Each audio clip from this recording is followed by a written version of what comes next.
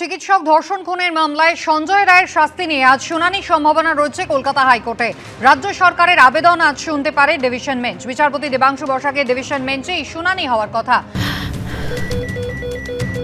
ক্যান্সারে নেই আর ভয়, NCRI হবে এর জয়। আপনাদের ভরসা নেতাজি সুভাষচন্দ্র বোস ক্যান্সার হসপিটাল। সোমবার নিম্ন আদালতের রায়ের পরেই সঞ্জয় রায়ের সর্বোচ্চ শাস্তি চেয়ে গতকাল হাইকোর্টের দ্বারস্থ হয় রাজ্য। প্রাক্তন সিভিক ভলেন্টিয়ারের প্রাণদণ্ড চেয়ে আবেদন জানান অ্যাডভোকেট জেনারেল কিশোর দত্ত। বিচারক অনির্বাণ দাস জানান এই ঘটনাকে বিরলের মধ্যে বিরলতম হিসেবে বিবেচনা তিনি করছেন না। অন্যদিকে মুখ্যমন্ত্রীর দাবি এই ঘটনা বিরলের মধ্যে বিরলতম এবং নিম্ন আদালতের রায় তিনি স্তম্ভিত। আরজিকর কাণ্ডে আজ তাই নজর থাকবে হাইকোর্টে।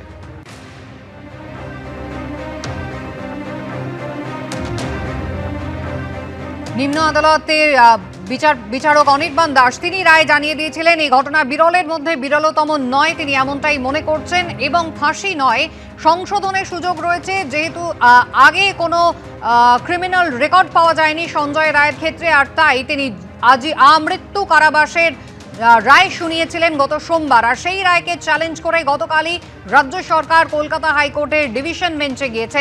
আজ সেই মামলার শুনানি হওয়ার কথা বিচারপতি দেবাংশু বসাকের ডিভিশন বেঞ্চে।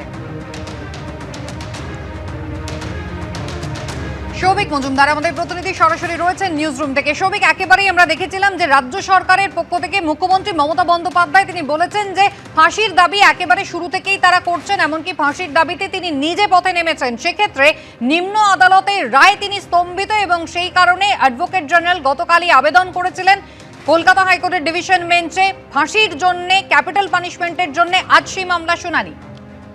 দেখো, একেবারে আজকে সকাল 10:30টার কিছু পরে কলকাতা হাইকোর্টের মাননীয় বিচারপতি দেবাংশু বসাকের এজলাসে বা ডিভিশন বেঞ্চে এই মামলার বিচার প্রক্রিয়া শুরু হওয়ার একটা সম্ভাবনা আছে এবং কলকাতা হাইকোর্টে মামলার যে ক্রমতালিকা থাকে, মাননীয় বিচারপতি দেবাংশু বসাকের ক্রমতালিকায় 2 নম্বরে আছে এই মামলা, অর্থাৎ 2 নম্বর মামলা হিসাবে এই মামলার বিচার প্রক্রিয়া কলকাতা হাইকোর্টে শুরু হতে পারে। এখন তুমি জানো যে গতকালই অ্যাডভোকেট জেনারেল বা এজি তিনি কিন্তু গিয়ে একেবারে সরাসরি মাননীয় বিচারপতির এজলাসে এই বিষয়ে তার দৃষ্টি আকর্ষণ করেন এবং বলেন যে তারা নিম্ন আদালতের যে রায়, সেই রায়ে তারা খুশি নন, অর্থাৎ তারা সর্বোচ্চ শাস্তি চান, সর্বোচ্চ সাজা চান, তারা ফাঁসি চান। অতএব সেই মর্মেই তারা কিন্তু কলকাতা হাইকোর্টে আবেদন করছেন। এবং তুমি একই সঙ্গে জানো যে মাননীয় মুখ্যমন্ত্রী তিনি কিন্তু বারবার বলেছেন যে এই যে গোটা প্রক্রিয়া, অর্থাৎ নিম্ন আদালত তরফ থেকে যে শাস্তি দেওয়া হচ্ছে আমৃত্যু কারাদণ্ডের, সেই নির্দেশে তিনি কিন্তু একেবারেই খুশি নন। এই ধরনের একটা ঘৃণ্য অপরাধের ক্ষেত্রে, জঘন্য অপরাধের ক্ষেত্রে এই শাস্তি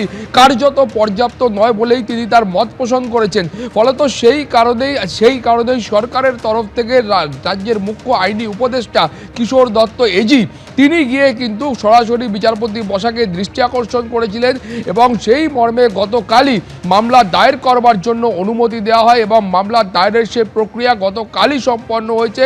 এবং আজকে সকালবেলা 10:30টার কিছু পরে যখন এই মামলার বিচার প্রক্রিয়া শুরু হতে পারে বলে সম্ভাবনা আছে, সেই সময় এই মামলা শুরু হলে এবং তার পূর্ণাঙ্গ বিচার প্রক্রিয়া শুরু হলে তারপরে কিন্তু সরকারের যা বক্তব্য রয়েছে বা সিবিআই এর যা বক্তব্য রয়েছে বা পরিবারের যা বক্তব্য রয়েছে, সেই বক্তব্যগুলো ধীরে ধীরে সামনে আসবে এবং তারপরে এটাই দেখার যে নিম্ন আদালতের তরফ থেকে যে রায় দেওয়া হয়েছে সেই রায় দিয়ে কলকাতা হাইকোর্টের বক্তব্য বা কলকাতা হাইকোর্টের পর্যবেক্ষণ কি। একেবারে সৌভিক, তুমি আমাদের সঙ্গে থাকো। 24 ঘন্টার মধ্যেই কিন্তু শিয়ালদা কোর্টের রায়কে চ্যালেঞ্জ করে সঞ্জয় রায়ের ফাঁসি চেয়ে হাইকোর্টে মামলা করেছে রাজ্য সরকার। মুখ্যমন্ত্রীকে অত ব্যস্ত হয়ে কোনো কিছু করতে হবে না, উনি সমস্ত তথ্য প্রমাণ লোপাট করেছেন। পাল্টা অভিযোগ নিহত চিকিৎসকের বাবার।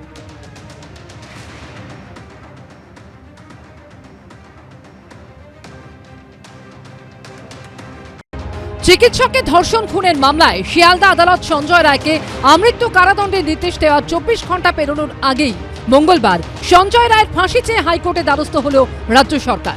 সেই সঙ্গে ফের একবার ধর্ষণ খুনের ঘটনায় ফাঁসির দাবিতে সরব হলেন মুখ্যমন্ত্রী।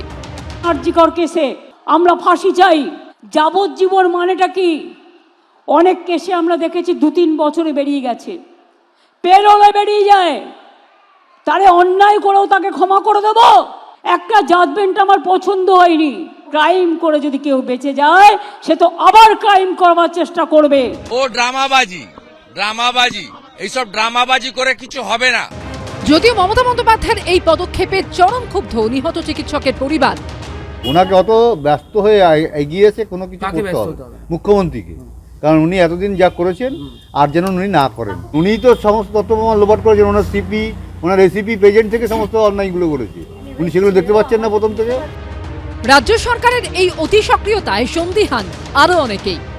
আমাদের রাজ্য সরকার তারা যে বিবৃতি দিয়েছে সেই বিবৃতিতে সত্যি কথা বলতে এটা আমাদের দ্বিচারিতা বলেই মনে হয়েছে। সমস্ত রকমভাবে তথ্য প্রমাণ লোপাট করে পুরো ঘটনাটাকে আড়াল করার চেষ্টা, ধামাচাপা দেওয়ার চেষ্টা করেছিল, তাদের বিরুদ্ধে কোনো ব্যবস্থা কিন্তু এই প্রশাসন নেয়নি। ফলে তাদের পক্ষে এখন হঠাৎ করে ফাঁসি চাই এইটা বলা মানেই হচ্ছে তারা তাদের দ্বিচারিতা প্রমাণ হচ্ছে।